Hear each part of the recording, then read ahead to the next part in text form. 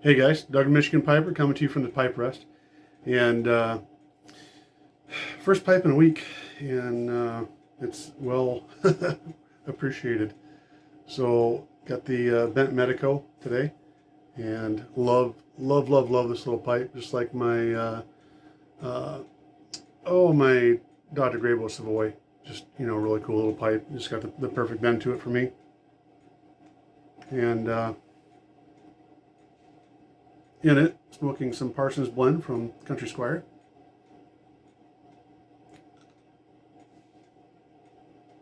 And it's kind of funny the other day because, and I apologize whoever you were to ask this, I forget who it was, but they said with all my reviews, there's a couple of them that I said that I would do, I would have in my rotation. And he's like, how big's your rotation? Because I'm starting out too. And I'm like, well, I don't necessarily mean that it's gonna be in my rotation. I would put it in my rotation if I was out buying everything. I really don't know how big my rotation is gonna be. There's a lot of dust to settle between now and then with all the stuff that I've tried. So I really have no idea what my rotation is right now. I can tell you that Parsons Blend is pretty good though, really good. So with it today, I'm having Dandelion tea in my new Distinguished Gentleman mug. And if you watched my last video, I designed this on pixels.com, which Pat from Pals of Piper showed us all how to do. And guys, this turned out phenomenal. I really liked it. So basically all I did, if you missed that video, was I took the label off the package, it peeled off nicely, and I just laid it out flat, took a picture of it, and then I went to that website, and it lets you. That's a nice picture of me in the handle. Went to the website and put it all on there. I mean, it's super simple, guys. You can do something like this in a matter of like 2 minutes. What I liked about it was I could do the side and the size just right, so I could have all the writing in there that's on the label, even just that personal touch. So it really turned out nice, guys. I really like that. I have a new favorite mug now. I will tell you guys that I had I guess I should say reservation about doing video today. With this stuff going on in Ukraine, and I know that a lot of us watch these videos to get away from that kind of stuff. But I also know that it can be an escape, just like anything else, where you can escape from reality. So what I can tell you is that the best way I can describe it is if you ever watched MASH. When I was a kid, MASH was one of the most popular shows on TV, and we watched it all the time, religiously, so much so that my wife's got the collection now on DVD. And for those of you that don't know it, younger generation or whatever,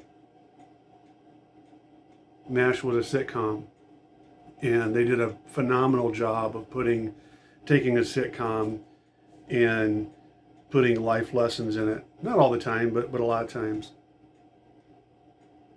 And in my mind, it was one of the best written series of all times. I will tell you, I don't share the same views as Alan Alda, but he was phenomenal, both as an actor and as a writer in this. And I don't know if he produced it or not, but anyway. So there's one episode where nobody's getting sleep, and they're all starting to have nightmares, basically, because what MASH is, Mobile Army Hospital. And they're just getting tons of wounded in over and over and over again, and people just aren't getting sleep, and it's starting to affect the sanity of the doctors that are there operating.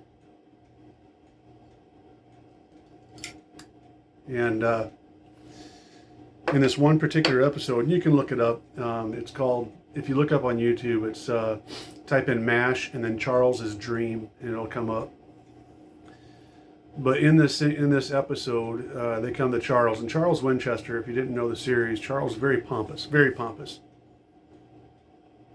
and Charles was like, could do no wrong. Came from a really rich family. Had to, shipped in caviar and listened to classical music and separated himself from everybody else. And so this scene opens up on him in his cot. And I can remember the scene like it was yesterday. And he's sleeping in his cot.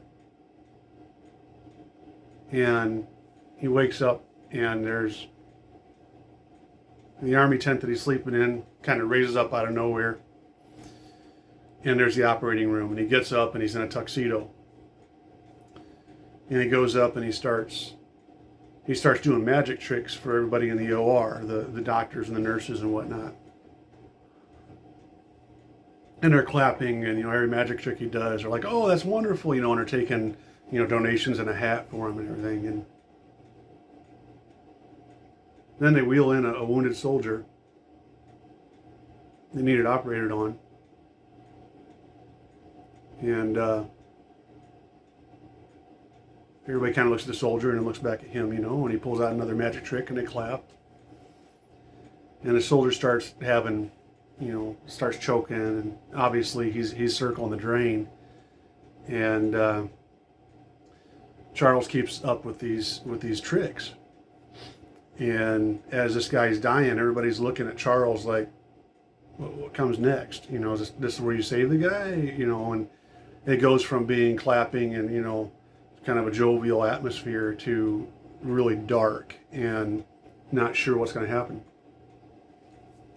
And all the while, Charles is doing tricks. And the guy ends up dying on the table. And the last thing you see of Charles is he's got sparklers in his hands and he's tap dancing. While this guy there's nobody pushing the cart. The cart just wheels out of the operating room. And then he wakes up. That was his nightmare. And it's very, very, if you've never seen MASH before, I don't know if this would be the best scene for you to watch the first time, but if you've seen MASH before, you'll know exactly what I'm talking about. And when it comes to presenting for the YTPC, while things are going on overseas, that's kind of how I feel, like Charles in that dream, like, hey, I'm just going to entertain, which I'm not, don't get me wrong, I'm not here to entertain. If you guys like watching the videos, I like rambling on, and it's a good combination, but, that's kind of what I felt like when I contemplated this stuff this week. And, I came to the point of, I could stop presenting, but that's not going to help anybody. And I think that if I was in the situation they were in Ukraine, I wouldn't want people to stop living their daily lives. I would want to help, but so I think the healthy approach for me anyway is to, continue to present, obviously, but do it with a nod to Ukraine and a request for your prayers and a keeping it in the forefront, I guess. And you guys, I'm not taking political sides. I know there's some of that going on too, but not necessarily in the YTPC. But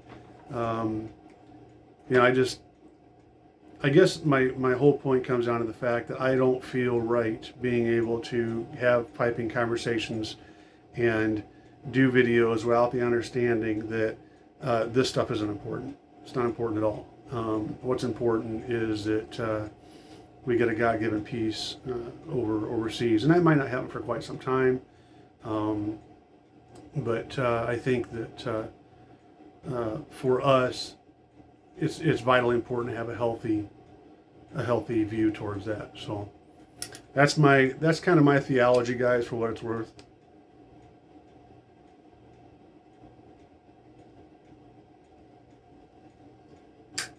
Having said that, Parsons blend is really good. I wasn't sure what I wanted to smoke today. I've got a couple mixtures up there that I've tried, or that I'm gonna try. I've also got a bunch of tobacco that left over that John sent me from Average John that I haven't gotten to yet. I will. Yeah, it's gonna be fun getting through them all. But yeah, that's about all I got today, guys. Just glad to be back at the pipe, and glad to be back on the YouTube. So, guys, I hope you're all doing well. Until next time, you take care.